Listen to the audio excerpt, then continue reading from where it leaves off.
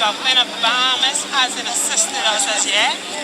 And we have no power, no water, everything is damaged. There's 6 people that I knew who died. That's only what I know about. You drive on the road, you smell decaying bodies. You can't tell if it's animals or people. So it's brutal, it's sad. People right now trying to get out at every port, airport, docks.